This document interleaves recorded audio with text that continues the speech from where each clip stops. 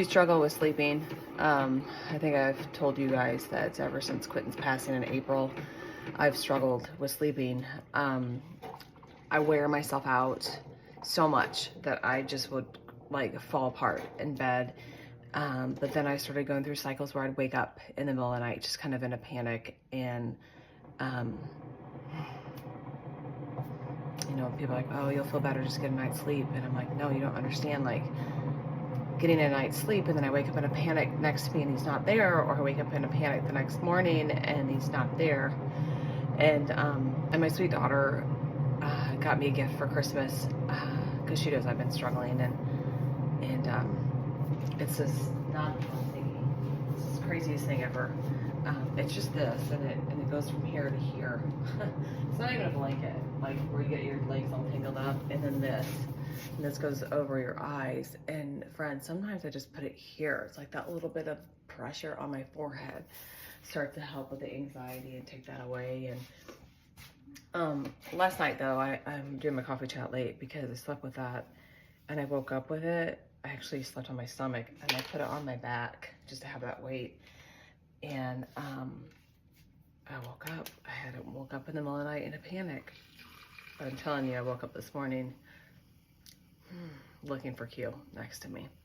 The thing about sleep that I love so very much is when you have it, you can kind of forget about your problems and your worries just for a moment. And it's like you get to just escape. But when I wake up, I think of the same thing over and over and over again, that this nightmare I did not wake up from, and this nightmare is my reality. So I just want to say, in my healing journey, sleep has been incredibly important in trying to protect my sleep. But the only thing that's worked for me, because I've got a counselor and she's like, oh, set up a schedule, go to bed early.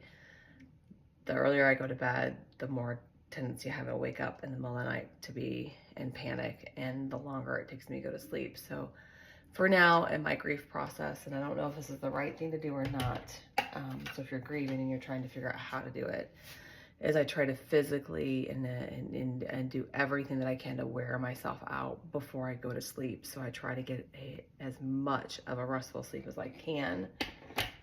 That doesn't mean my mind doesn't race, but I have found that to be very, very helpful. I got that for Christmas from her, and I mentioned it to you guys before, but if you're struggling and you're like, man, I don't want to take medication to sleep, and I do take melatonin. I try not to overdo that. I just started doing some tart cherry. But I've really found that this weighted blanket, it's not even a blanket, it's a pod. And then that little mask helps so much. Even again, if it's not over my eyes, which to crash and take a little bit of a nap, it's great because it like forces your eyes to kind of stop this, you know what I mean? But even if it's like on top of my forehead, it seems to really, just that pressure seems to really help. So it's another snow day. It's another snow day. And my kiddos are home again. And I found this quote.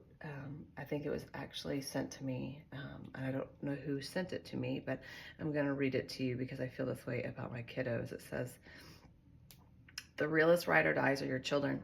They're the ones who watched your whole world shattered into pieces, helped you pick up those pieces, and didn't even realize that they were doing it."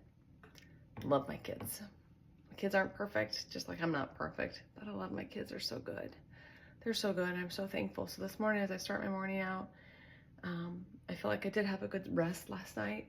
I woke up really late, so I was like, what? How is it, 10 o'clock?